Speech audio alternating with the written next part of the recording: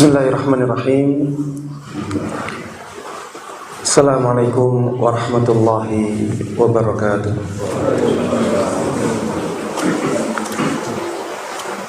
Innal hamdalillah nahmaduhu wa nasta'inuhu wa nastaghfiruh wa na'udzu billahi min shururi anfusina wa min sayyiati a'malina.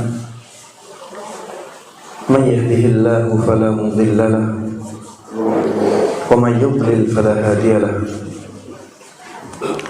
Wa asyhadu an la ilaha illallah wahdahu la syarika lahu wa asyhadu anna Muhammadan abduhu wa rasuluh. Ya ayyuhalladzina amanu ittaqullaha haqqa tuqatih wa la tamutunna illa wa antum muslimun. Amma ba'd, fa inna asdaqal hadithi kitabullah. Sungguh perkataan yang paling benar adalah kitabullah. Wa khairal huda huda Muhammadin sallallahu alaihi wasallam. Petunjuk yang paling baik adalah petunjuknya Rasulullah sallallahu alaihi wasallam. Wa syarrul umuri muhdatsatuha.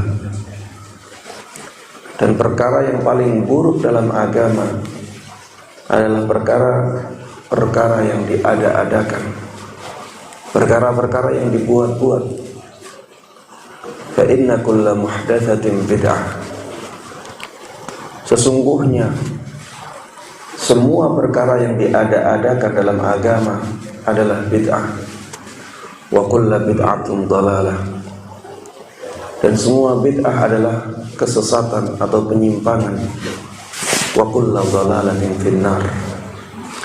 Dan semua kesesatan atau penyimpangan tempatnya di neraka. Jamaah sekalian, hadirin dan hadirat,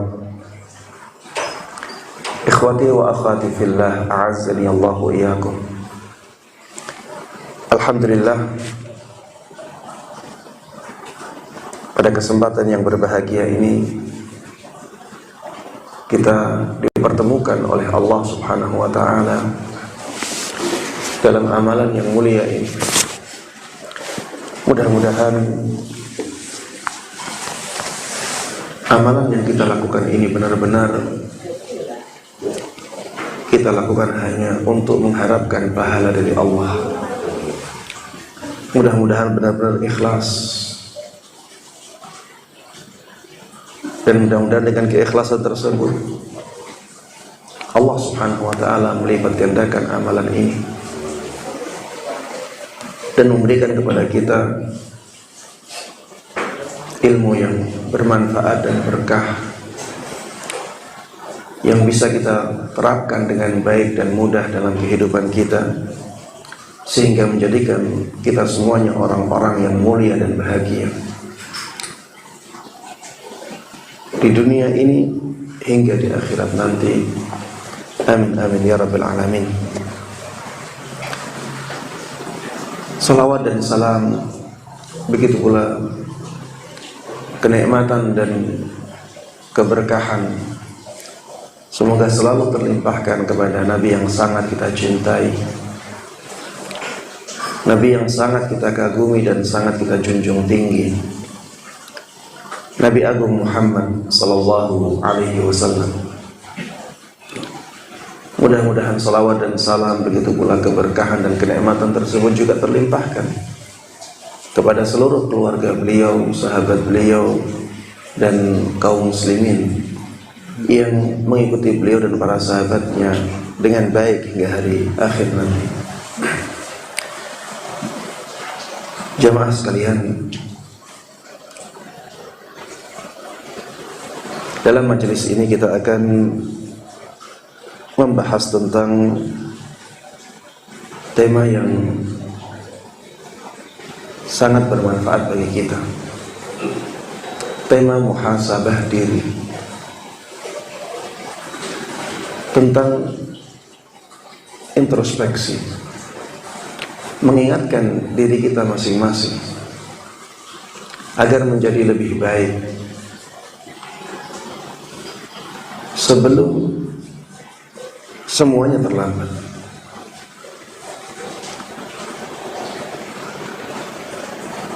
Dinukil dari sahabat Umar Ibn Khattab radhiyallahu ta'ala anhu bahwa beliau pernah mengatakan, hasibu anfusakum qabla an tuhasabu. Hisablah diri kalian, hisablah diri kalian sendiri sebelum nantinya kalian dihisab oleh Allah Subhanahu wa ta'ala.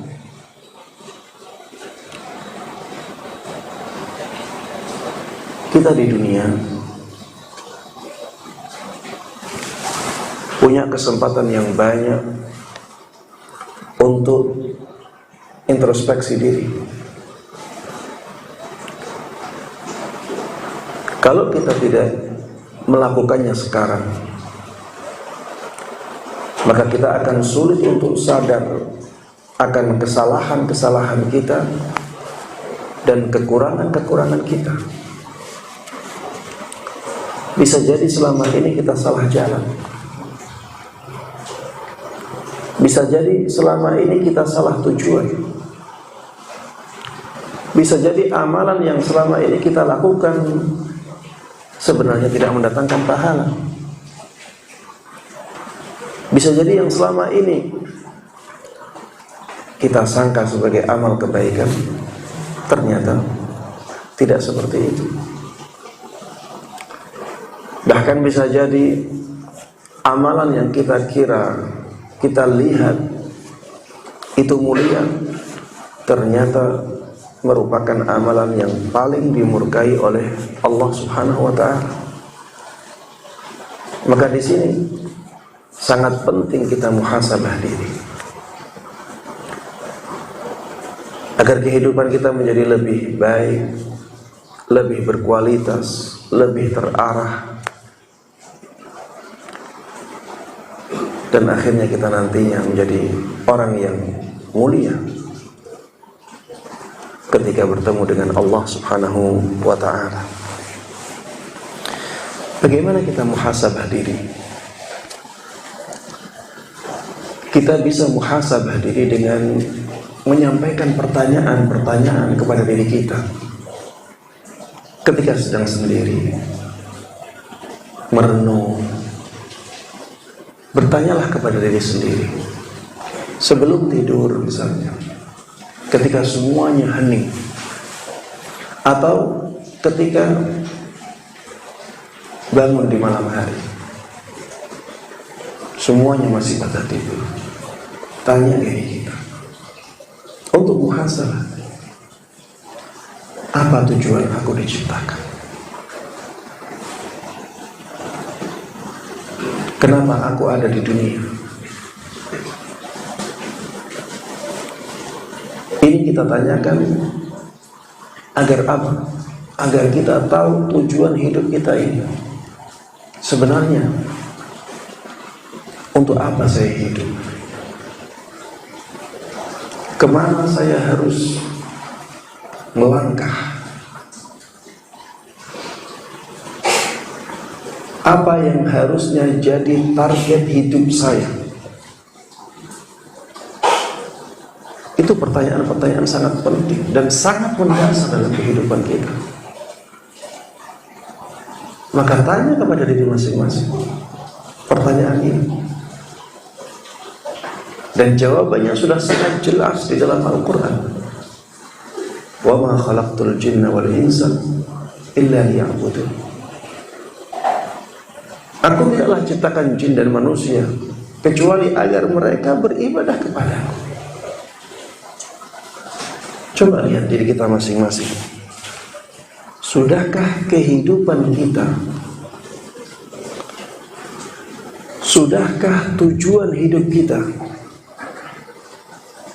sesuai dengan tujuan Allah menciptakan kita? Apakah ibadah sudah menjadi target utama dalam kehidupan kita? Kalau belum, maka introspeksi, perbaiki keadaan. Jamaah sekalian rahimani wa rahimakumullah. Kalau ada orang kuliah kedokteran,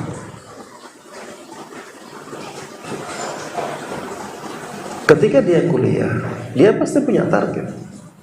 Target menjadi dokter misalnya. Kalau selama kuliah ternyata dia lebih tersibukkan dengan tujuan lain, maka dia harusnya introspeksi. Untuk apa dia kuliah kedokteran kalau malah sibuk dengan pertanian misalnya, sibuk dengan hal-hal yang berkaitan dengan luar angkasa misalnya, atau sibuk dengan sepak bola, atau sibuk dengan yang lain yang bukan tujuan utama dia kuliah di situ. Orang yang seperti ini harus introspeksi. Kalau dia tidak ingin merugi, dia harus introspeksi. Karena jalan hidup dia tidak sesuai dengan target utamanya. Kita juga demikian jemaah. Bukan berarti kita harus beribadah terus, ke masjid terus, membaca Al-Quran terus, zikir terus, sholat terus, puasa terus. Tidak seperti itu. Apapun yang kita lakukan, niatkan untuk kebaikan, niatkan untuk sesuatu yang Allah cintai. Seperti itulah kita menjadikan kehidupan di dunia ini, sehingga yang kita lakukan selalu bernilai pahala, karena dianggap sebagai ibadah, sebuah ketundukan kepada Allah Subhanahu wa ta'ala. Walaupun kelihatannya kita tidak beribadah, karena niat yang baik, maka amalan-amalan yang mubah pun bisa bernilai pahala, bisa menjadi ibadah, bentuk ketundukan kepada Allah Subhanahu wa ta'ala. Coba introspeksi diri. Apakah kita sudah meluangkan waktu untuk menuntut ilmu agama? Karena menuntut ilmu agama ini adalah pintu untuk menundukkan diri kita kepada Allah. Tanpa ilmu agama kita tidak bisa beribadah kepada Allah. Coba introspeksi. Banyak orang yang masih jauh dari agama, satu kali sepekan saja tidak hadir ke kajian ilmu. Satu kali saja dalam sepekan, 7 hari. Berapa jam itu? 24 jam kali 7. Untuk meluangkan waktu 2 jam saja pulang pergi. Kajian sejam, kajian 1,5 jam, pulang pergi sebentar. Itu saja masih banyak yang tidak melakukannya. Ini mencerminkan bahwa kehidupannya sudah jauh dari target utama dia diciptakan. Tujuan utama dia diciptakan adalah untuk beribadah kepada Allah, dan pintu ibadah harus dengan ilmu. Al-ilmu qabla al-qawli wal amal. Ilmu itu harus kita punya dulu sebelum kita mengatakan sesuatu, sebelum kita melakukan sesuatu. Jemaah sekalian rahimani wa rahimakumullah. Termasuk di antara pertanyaan yang sangat penting untuk kita tanyakan kepada diri kita masing-masing.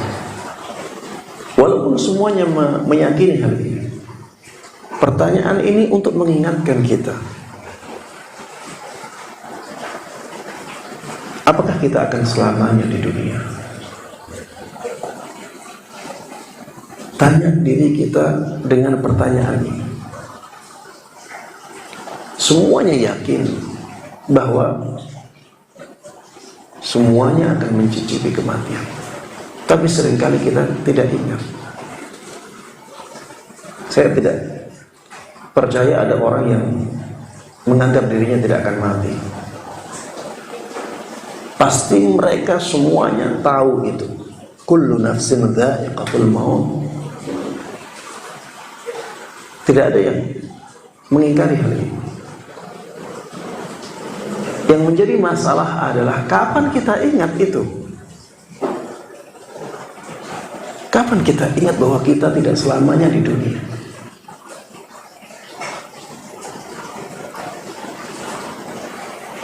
Apalagi yang rambutnya sudah mulai memutih.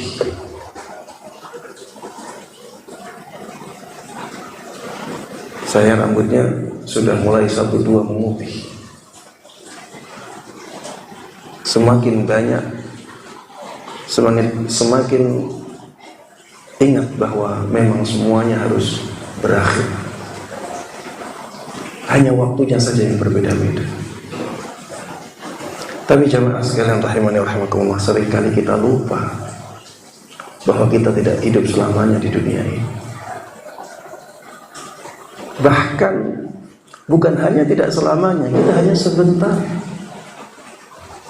Kita di dunia hanya sebentar. Saya sendiri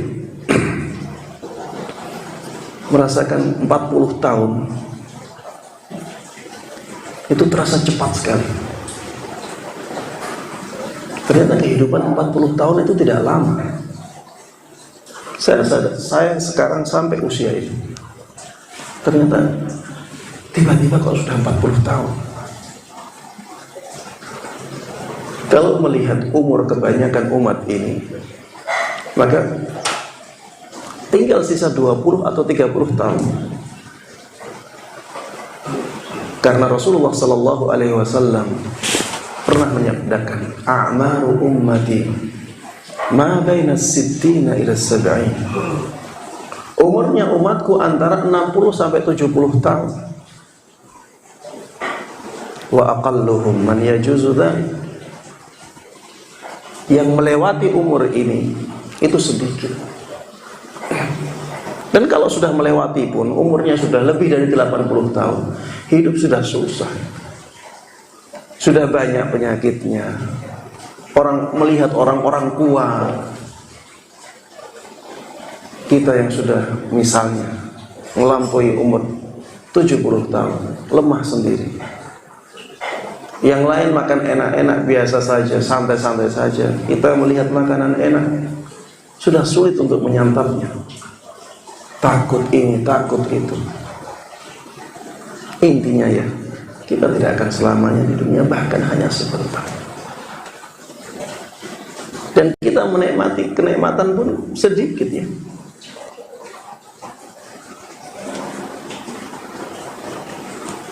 Banyak dihiasi, banyak diselingi dengan sesuatu yang berat.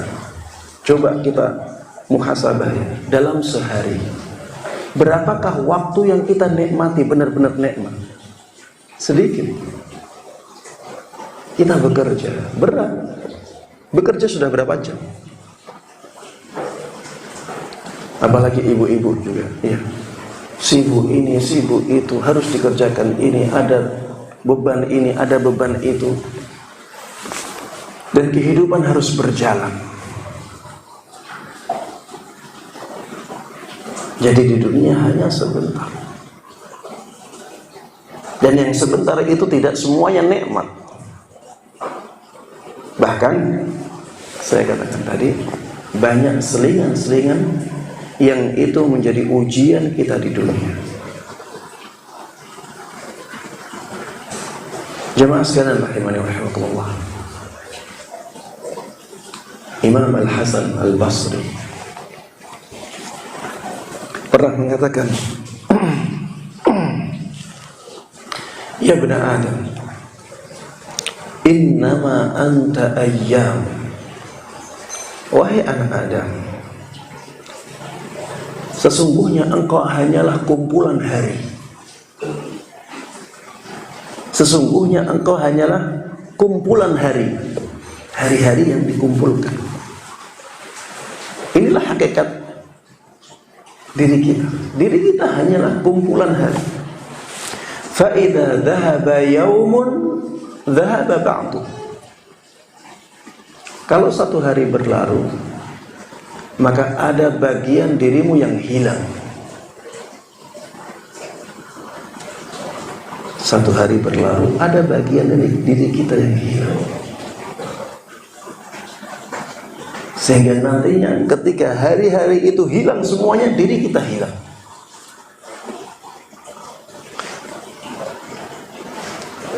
Jemaah sekalian rahimani rahimakumullah. Pertanyaan yang berikutnya, kemana kita digiring oleh waktu? Waktu terus berjalan. Kita seperti berada di gerbong kereta yang kalaupun kita berhenti, kereta itu masih berjalan.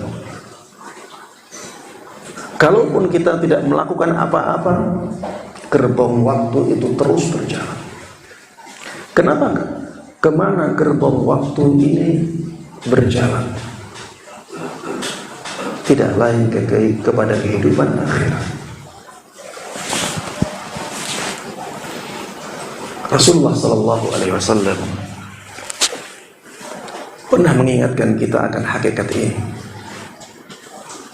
Beliau Sallallahu Alaihi Wasallam dalam hadis yang diriwayatkan oleh Imam Muslim dalam kitab sahihnya pernah menyabdakan, kullun nas yaqdu. Semua manusia itu sebenarnya melakukan perjalanan, pergi dari rumahnya. Semua manusia.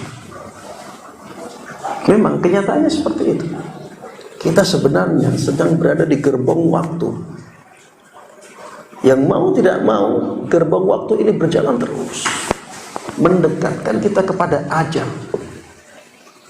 mendekatkan kita kepada akhirat, yang akhirnya kita nanti menghadap Allah di hadapan kita. Tidak ada lagi penerjemah antara kita dengan Allah Subhanahu wa Ta'ala, berhadapan langsung untuk mempertanggungjawabkan kesempatan kita hidup di dunia ini. Allah kasih nikmat kita, Allah kasih semuanya, Allah kasih nyawa kita, Allah kasih badan kita, Allah kasih makan kita, Allah kasih kehidupan kita. Tidak hanya itu, Allah kasih ajaran. Semuanya sudah dikasih oleh Allah Subhanahu wa Ta'ala. Kita tinggal mengamalkannya, memanfaatkannya. Apa yang kita lakukan dengan nikmat-nikmat Allah ini semua?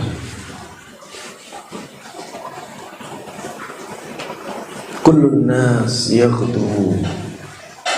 Semua manusia itu pergi. Faba'i'un nafsahu. Pergi kemana? Pergi untuk menjual dirinya. Dia pergi untuk menjual dirinya. Famu'tiquha au mubiquha. Hasil akhirnya, apakah dia membebaskan dirinya dari neraka, ataukah dia mencelakakan dirinya, menjerumuskannya ke neraka? Itu hasil akhir. Dan seperti itulah kita. Semuanya pergi menuju akhirat. Setelah sampai akhirat, kemungkinannya hanya dua. Kita selamat dari neraka, masuk ke surga, atau na'udzubillah min dzalik, masuk ke neraka, na'udzubillah min dzalik. Maka jemaah sekalian rahimani wa rahimakumullah,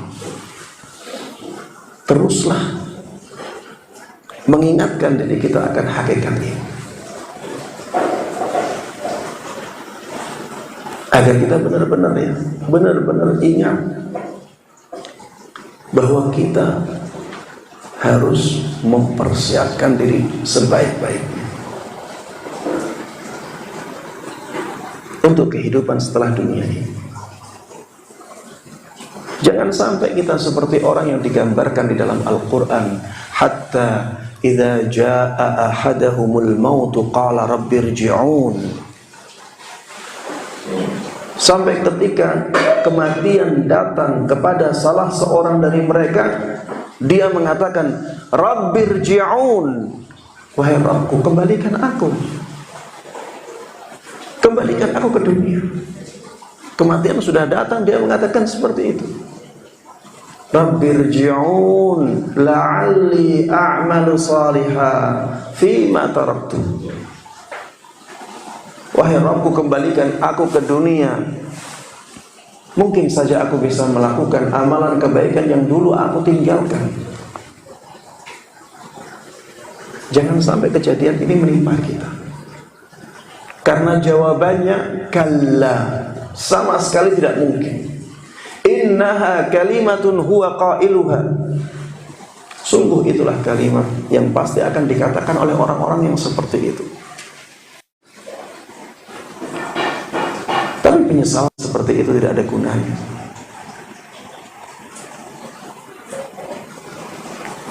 Di dalam ayat yang lain, Allah Subhanahu wa ta'ala berfirman, waji'a yawma idzin bi jahannam, di surat Al-Fajr. Banyak yang hafal. Pada hari itu neraka jahanam didatangkan. Yawma idzi yatadzakkarul insan wa anna lahu dzikra. Ketika itulah orang-orang ingat. Tapi untuk apa? Ingat di waktu itu. Tidak ada gunanya lagi. Jangan sampai kita seperti orang-orang yang seperti ini. Yaqulu ya laitani qaddamtu li hayati. Orang itu mengatakan, seandainya aku telah melakukan hal-hal yang besar untuk kehidupanku yang hakiki ini, kehidupan akhir. Yaqulu ya laitani qaddamtu li hayati. Jangan sampai kata-kata ini nanti kita katakan di akhirat. Na'udzubillahi min dzalik. Di dalam ayat yang lain, di surat Al-Munafiqun, Allah Subhanahu wa ta'ala berfirman, wa anfiqu mimma razaqnakum min qabli an ya'tiya ahadakumul maut fayaqula rabbi laula akhartani ila ajalin qarib fa asaddaq wa akun minas salihin. Infakkanlah sebagian rizki yang kami berikan kepada kalian. Ini Allah yang mengatakannya. Infakkanlah, bersedekahlah, berikanlah sebagian rizki yang kami berikan kepada kalian. Bukan semuanya, sebagian saja. Sebelum datang kematian kepada salah seorang dari kalian, dan dia mengatakan, Rabbi laula akhartani ila ajalin qalib, wahai Rabbku, seandainya engkau mengakhirkan ajalku sebentar saja, fa asaddaq wa akum minas salihin, sehingga aku bisa bersedekah dan aku bisa menjadi orang yang saleh. Jemaah, sebelum waktu itu datang, jadilah orang yang saleh mulai sekarang. Sebelum waktu itu datang, bersedekahlah dari sekarang. Karena kalau sudah datang, wala yuakhirallahu nafsan idza jaa ajaluha. Allah tidak akan mengakhirkan ajal seseorang kalau sudah datang. Ajal tidak bisa diundur satu detik pun, dan juga tidak akan maju satu detik pun. Dan ajal itu sebuah keniscayaan. Kita semua yang tahu itu. Pertanyaan-pertanyaan seperti ini, kesadaran-kesadaran seperti ini sangat penting untuk kita terus arahkan kepada diri kita, agar kita benar-benar bisa memperbaiki keadaan. Karena kita sebagai manusia, ya, ada yang mengatakan la yusammal insan illa linisyanihi. Manusia tidak dikatakan manusia kecuali karena lupanya dia. Kita banyak lupa yang kita warisi dari bapak kita, yaitu Nabi Adam. Disebutkan di dalam Al-Quran, Nabi Adam pernah lupa, dan akhirnya ya kita mewarisi penyakit lupa itu. Kita banyak lupa, maka kita perlu untuk terus mengingatkan diri kita. Wadzakir fa inna dzikra tanfa'ul mu'minin. Berilah pengingat, karena sesungguhnya peringatan itu bermanfaat bagi kaum mukmin. Seperti sekarang ya, sebenarnya yang ana sampaikan antum semuanya tahu, tapi kita merasakan manfaatnya pengetahuan kita ketika kita sadar lagi, ketika kita ingat lagi apa yang sebenarnya sudah kita ketahui. Inilah pentingnya muhasabah diri. Kemudian jemaah sekalian rahimani wa rahimakumullah, kalau kita sudah sadar bahwa tujuan utama kita adalah ibadah, dan kita akan digiring ke akhirat bertemu dengan Allah Subhanahu wa taala, apa yang harus kita lakukan? Tanya kepada diri masing-masing, apa yang harus saya lakukan? Jawabannya, cari bekal sebanyak-banyaknya. Setelah kematian, kita akan hidup di alam barzakh. Disebutkan dalam sebuah hadis, kalau amalan seseorang itu buruk, dia akan disiksa di sana. Kemudian ditemani dengan teman amal dia, ya. Ditemani dengan amal dia.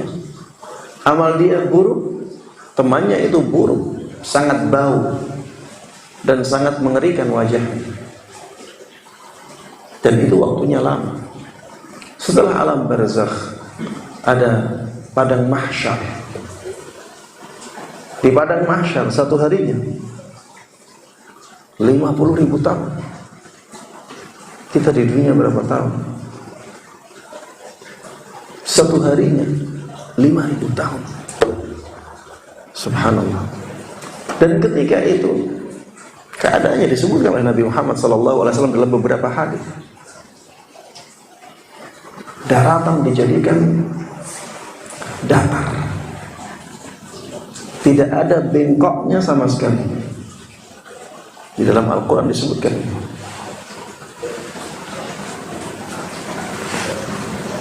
la tara fiha iwaja wala amta. Di surah Taha, engkau tidak akan melihat ada yang bengkok sama sekali.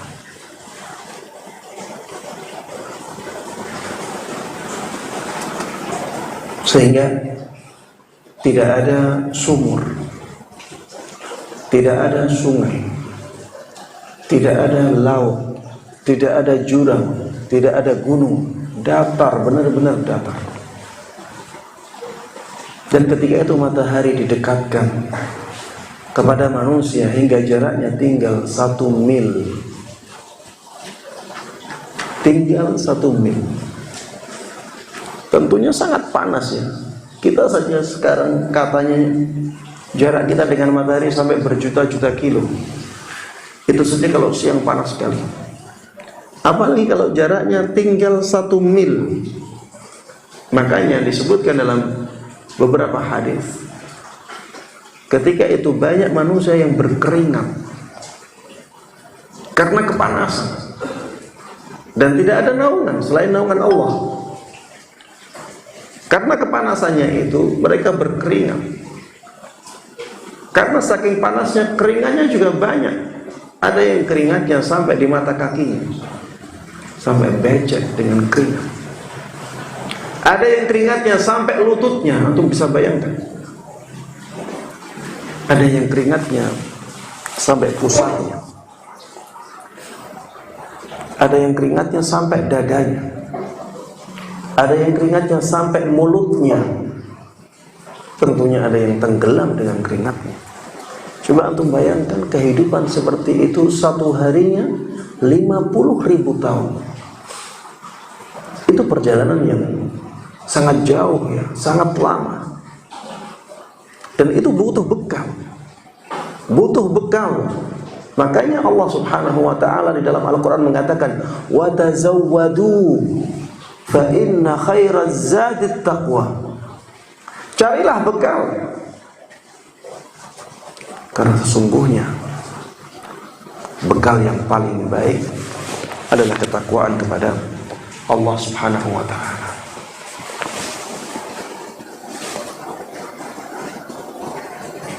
Di dalam ayat yang lain Allah Subhanahu wa taala mengatakan, "Ya ayyuhalladzina amanu."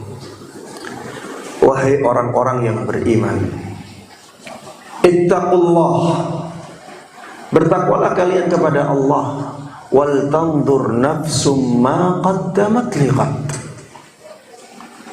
Dan lihatlah diri masing-masing apa yang sudah dia persiapkan untuk hari esoknya. Ini muhasabah. Coba tanya diri kita, apa yang sudah kita persiapkan untuk akhirat kita? Apa yang sudah kita persiapkan untuk alam barzakh kita? Apa yang sudah kita persiapkan untuk padang mahsyar kita?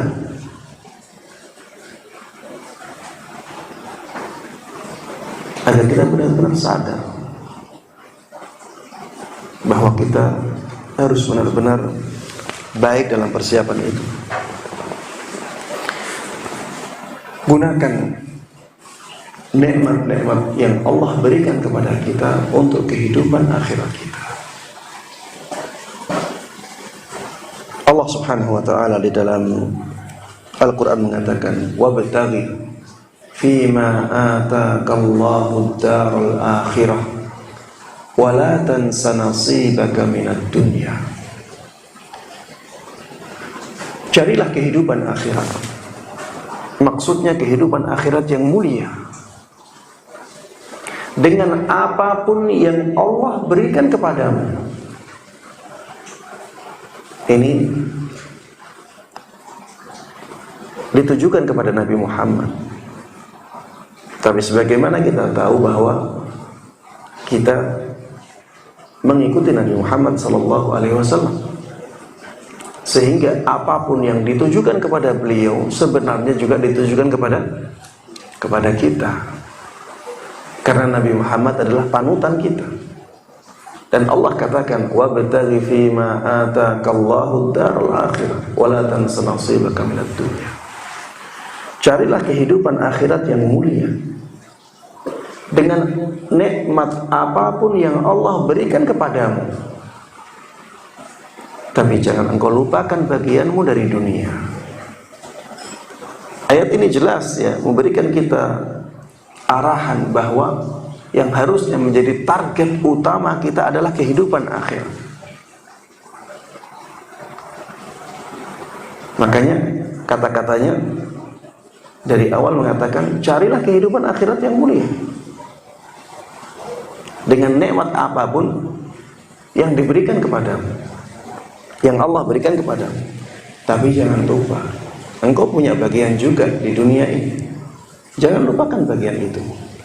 Ini menunjukkan bahwa akhirat harusnya yang menjadi target utama. Baik.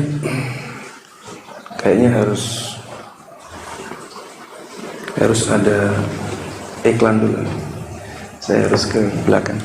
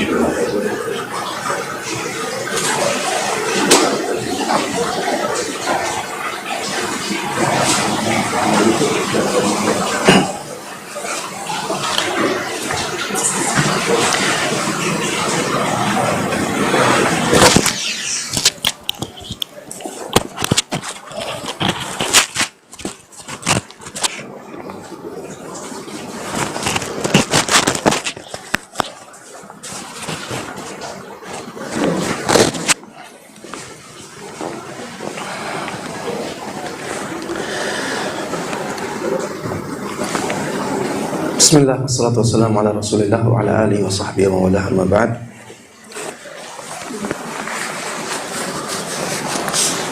Jemaah sekalian rahimani wa rahmakumullah, kita tadi sudah sampai poin apa yang harus kita lakukan ketika kita sudah tahu bahwa kita diciptakan untuk akhirat dan kehidupan kita di dunia tidak akan lama. Yang harus kita lakukan adalah cari bekal. Dan di antara bekal yang sangat besar bagi kita, sangat berharga bagi kita untuk kehidupan akhirat adalah perjuangan kita untuk Islam. Maka coba tanya diri masing-masing, apa yang sudah kita berikan kepada Islam? Apa yang sudah kita berikan kepada Islam? Kalau perjuangan kita untuk Islam ternyata masih kecil. Maka introspeksi, perbaiki keadaan itu. Bukan karena Allah butuh kita, bukan karena Islam butuh kita. Islam tidak butuh kita. Kalau kita tidak membela Islam, masih banyak hamba-hamba Allah yang lain yang akan membela Islam. Yang membutuhkan adalah kita. Kita membutuhkan bekal yang sangat berharga dari memperjuangkan Islam ini. Saya tidak mengatakan perjuangkan Islam dengan ilmu. Perjuangkan Islam dengan nikmat apapun yang Allah berikan kepada kita. Kita punya nikmat ilmu, perjuangkan Islam dengan ilmu. Kita punya nikmat harta, perjuangkan Islam dengan harta. Kita punya nikmat kedudukan, perjuangkan Islam dengan kedudukan, baik di dunia maupun di akhirat. Dan kita sangat membutuhkan pertolongan Allah di akhirat nanti, lebih besar dari kebutuhan kita kepada pertolongan Allah di dunia ini. Kita membutuhkan keteguhan kaki di akhirat lebih besar daripada kebutuhan kita di dunia ini.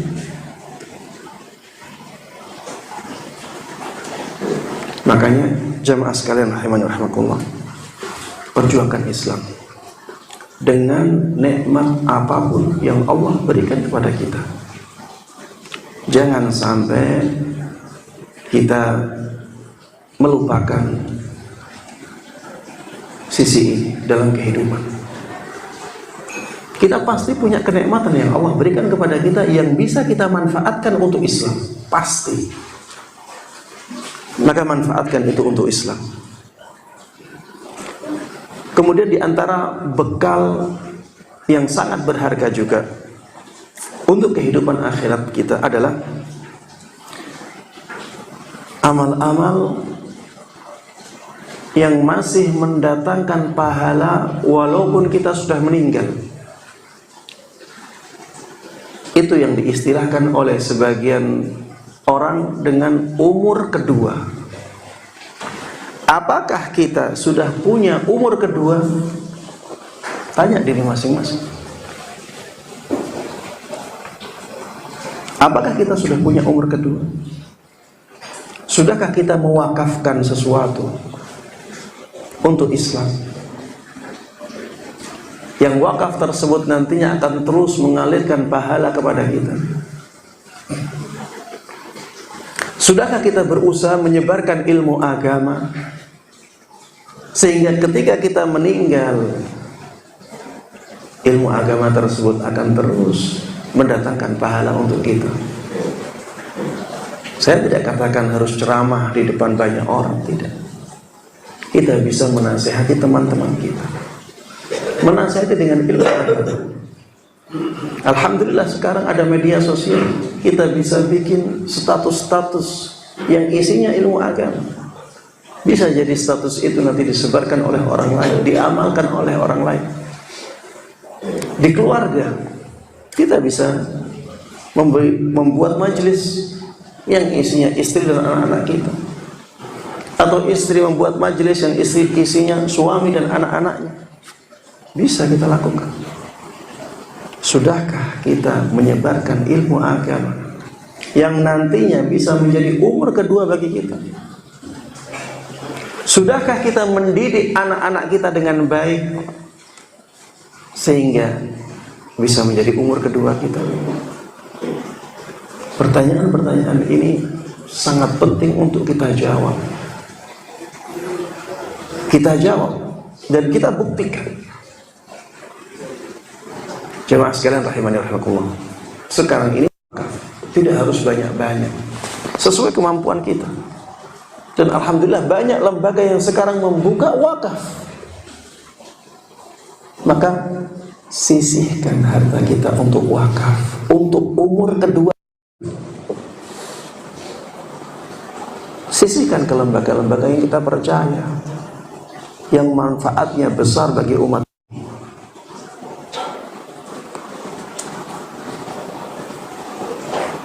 Kemudian jemaah sekalian rahimani wa rahimakumullah, yang juga menjadi pertanyaan penting untuk muhasabah diri adalah, apakah kita rela dengan derajat yang biasa-biasa saja di akhirat nanti? Apakah kita rela dengan derajat yang biasa-biasa saja di akhirat nanti? Jangan sampai kita rela. Berusahalah sebaik mungkin menjadi orang yang mulia di akhirat nanti. Dan Allah itu adil jemaah. Allah pasti memberikan kita kemampuan untuk menjadi orang yang mulia di akhirat nanti. Tidak pandang bulu. Bukankah Allah katakan inna akramakum indallahi atqakum? Yang paling mulia dari kalian siapa? Yang paling kaya? Yang paling tinggi kedudukannya? Yang paling punya wawasan ilmu agama? Yang paling dicintai oleh manusia? Tidak. Atqakum, yang paling bertakwa dari kalian. Semua punya kesempatan yang sama untuk bertakwa kepada Allah Subhanahu wa ta'ala. Jangan rela menjadi orang biasa di akhirat nanti. Kehidupan yang selama-lamanya itu, jadilah orang yang benar-benar tinggi kedudukannya, dan Allah mampu menjadikan kita seperti itu. Sehingga kita harus berusaha. Kita harus berusaha menjadi orang yang bertakwa semampu kita, sekuat tenaga kita. Jemaah sekalian rahimani wa rahimakumullah, kalau kita sudah punya keinginan kuat untuk mencari bekal sebaik-baiknya, maka yang penting berikutnya adalah mengingat bahwa kita itu lemah. Kita harus sadar kita itu lemah. Allah katakan wa khuliqal insanu dha'ifa. Manusia diciptakan dalam keadaan lemah. Kenapa kita harus sadar ini? Kalau kita tidak sadar, maka kita akan melupakan kekuatan Allah, bahwa kita sangat butuh kepada bantuan Allah, kita sangat butuh kepada pertolongan Allah. Maka usaha apapun yang kita lakukan, mintalah pertolongan kepada Allah, karena kita lemah. Bernafas saja kalau Allah Subhanahu wa ta'ala tidak memudahkannya, banyak orang yang akhirnya tidak bisa. Peristiwa-peristiwa COVID masih segar di mata kita. Ngeri ya. Kalau Allah tidak memudahkan seseorang untuk bernafas, nafas saja susahnya minta ampun, sampai akhirnya banyak yang meninggal. Itulah manusia. Kita itu lemah. Ambisi kita tinggi, ambisi kita besar, termasuk ambisi akhirat kita besar. Dan harusnya memang ambisi akhirat kita yang paling besar. Dan itu butuh pertolongan Allah. Kita lemah. Makanya selalu minta pertolongan kepada Allah Subhanahu wa ta'ala pada apapun yang kita lakukan. Belajar, minta pertolongan kepada Allah agar Allah kasih taufik kepada kita dalam belajar. Bekerja juga demikian, minta pertolongan kepada Allah agar Allah memudahkan pekerjaan kita, memberkahi hasil. Nyopir mobil, minta pertolongan kepada Allah agar Allah menyelamatkan kita, agar Allah menguatkan kita. Beribadah juga demikian, minta pertolongan kepada Allah. Ya Allah, kalau bukan karena pertolonganmu, Aku tidak akan bisa melakukan ini dengan baik. Jemaah sekalian rahimani rahimakumullah, yang terakhir yang ingin Anda sampaikan untuk muhasabah diri adalah mengingat nikmat Allah dan dosa kita. Selalu ingat ini. Ini sangat penting untuk muhasabah. Nikmat Allah itu tak terhingga. Allah katakan wa in ta'uddu ni'matallahi la tuhsuha.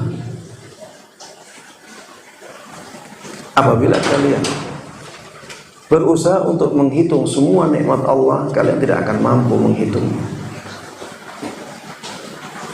Tapi ternyata dosa kita juga tidak terhitung. Dosa kita banyak. Dan Allah terus ngasih kenikmatan. Kita saat ini bernafas, kita saat ini mendengar, kita saat ini berbicara, kita saat ini menulis, kita saat ini melakukan kegiatan-kegiatan yang lain. Itu semuanya nikmat Allah. Tapi ingat sisi lain, ternyata dosa-dosa kita banyak. Walaupun Allah banyak memberikan kita kenikmatan, ternyata kita banyak melakukan dosa. Maka jamaah sekalian rahimani rahimakumullah, banyak meminta ampun kepada Allah, banyak syukuri nikmat Allah. La in syakartum la azidannakum wa la in kafartum inna adzabi lasyadid. Kalau kalian bersyukur, aku benar-benar akan memberikan tambahan untuk kalian. Tapi kalau kalian kufur, azabku sungguh sangat pedih. Nasallallahu as-salamata wal afiyah. Syukuri nikmat yang sangat banyak ini dan minta ampun kepada Allah atas dosa-dosa kita yang juga sangat banyak. Sebenarnya ya, kalau kita ingat nikmat Allah, malu kita. Kalau ibadah kita sedikit pun tidak ada dosanya, kita sudah malu sebenarnya. Tapi ini kita sudah dosanya sedikit, dosanya ibadahnya sedikit, dosanya banyak. Itulah keadaan kita semua. Ingat-ingat ini agar kita tidak ujub, tidak membanggakan diri. Kita banyak kekurangan, kita banyak kesalahan.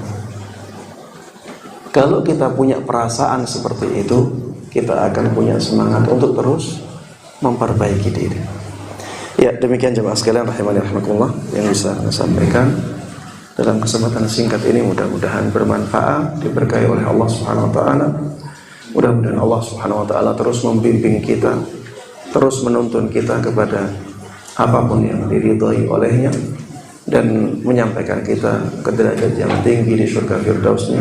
Amin amin ya rabbal alamin. Sallallahu wasallam wa baraka ala nabiyina Muhammadin wa ala alihi wa sahbihi wa man tabi'ahum bi ihsan ila yaumiddin. Walhamdulillahi rabbil alamin. Baik, silahkan kalau ada yang bertanya.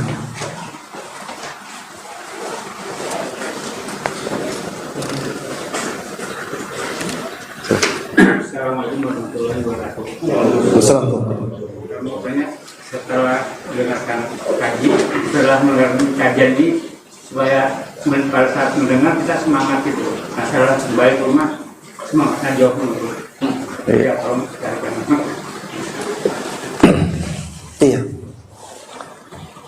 Pertanyaan yang sama pernah diajukan kepada Rasulullah Sallallahu Alaihi Wasallam.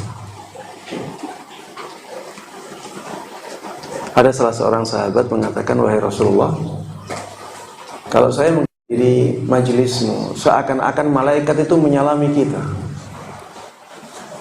Seakan-akan malaikat itu menyalami kita, saking semangatnya kita dalam melakukan kebaikan. Tapi kalau kami kembali ke rumah, kami lupa dengan anak-anak kita, kami lupa dengan istri-istri kita. Kata Rasulullah SAW, itu keadaan yang wajar. Memang ada kalanya kita semangat, ada kalanya kita sedang futur. Yang penting ya, ketika kita semangat, jangan terjatuh ke dalam kebid'ahan. Jangan terjatuh kepada perbuatan-perbuatan yang kelihatannya baik, tapi ternyata tidak baik.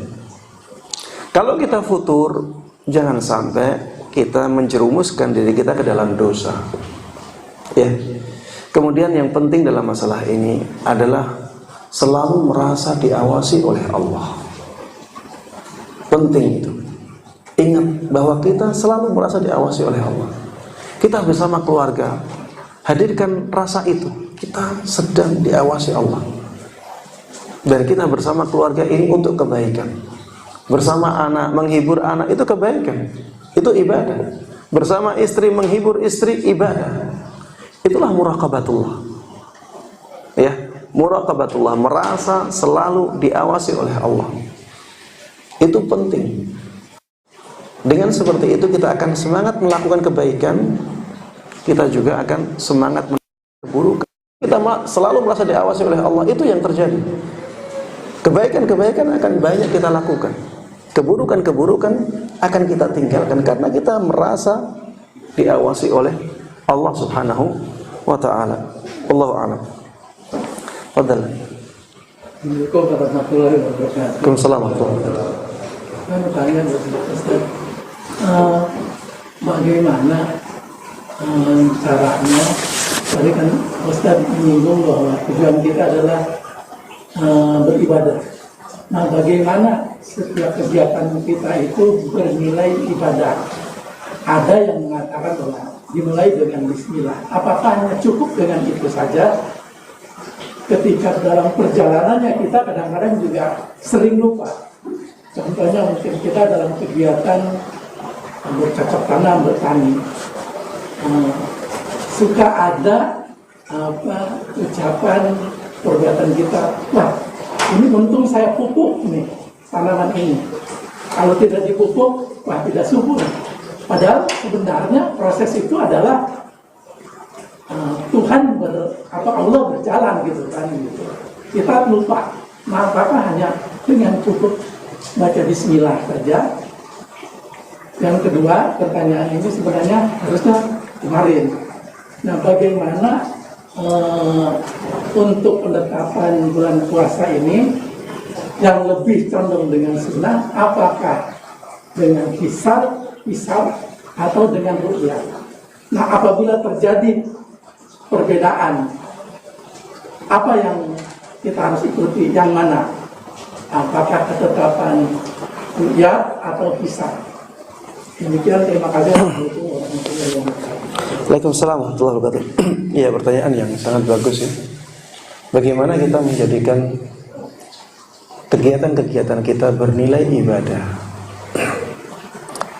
Kalau tadi dikatakan cukup dengan membaca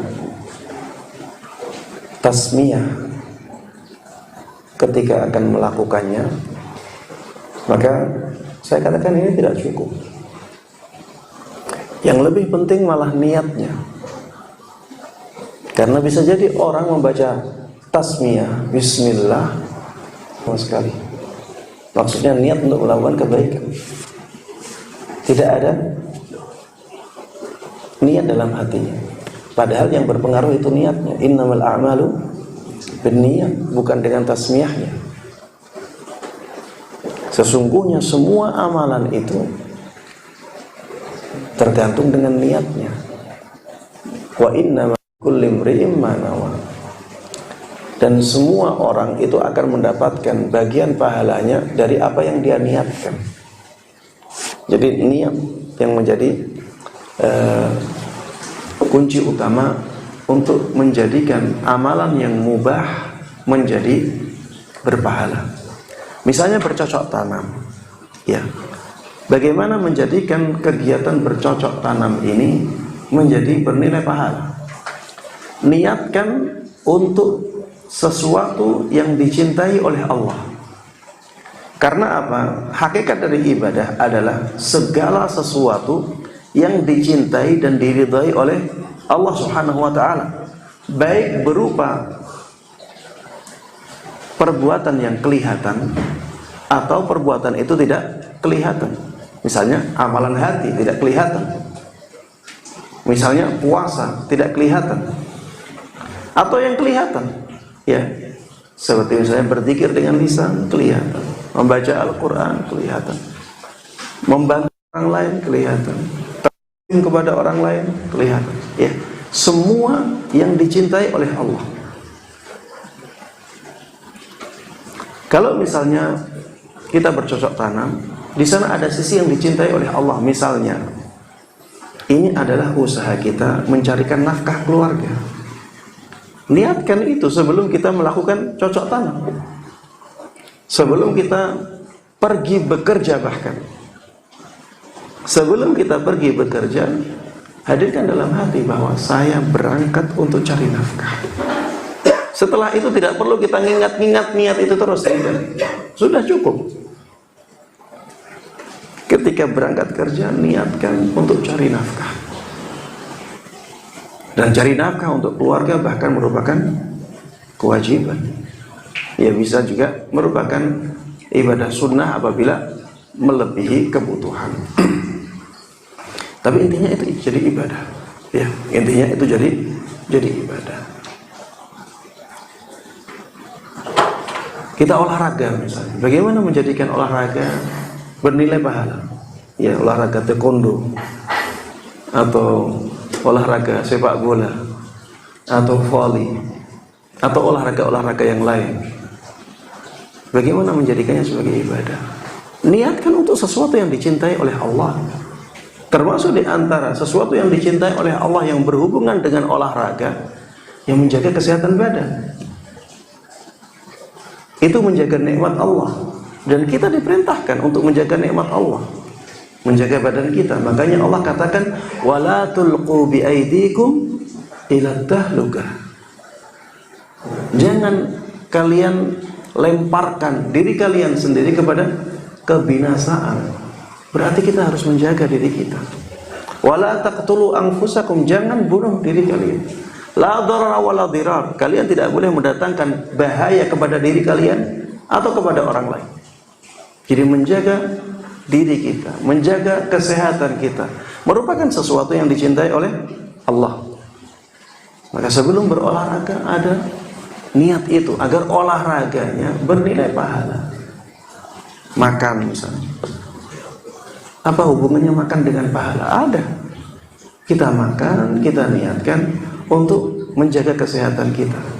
Kita niatkan untuk kuat dalam melakukan ketaatan kepada Allah Subhanahu wa taala. Itu niat-niat yang baik, niat-niat yang dicintai oleh Allah Subhanahu wa taala. Ini cara kita menjadikan amalan yang mubah bernilai pahala. Kita meniatkannya untuk apa? Sesuatu yang dicintai oleh Allah yang berhubungan dengan perbuatan tersebut. Ya, yang berhubungan dengan amalan mubah yang kita lakukan. Wallahu a'lam. Adapun pertanyaan yang kedua tentang penentuan awal Ramadan, ya. Rasulullah sallallahu alaihi wasallam sudah pernah bersabda, "Sumu li ru'yatihi wa aftiru li ru'yatihi. Fa in ghumma 'alaikum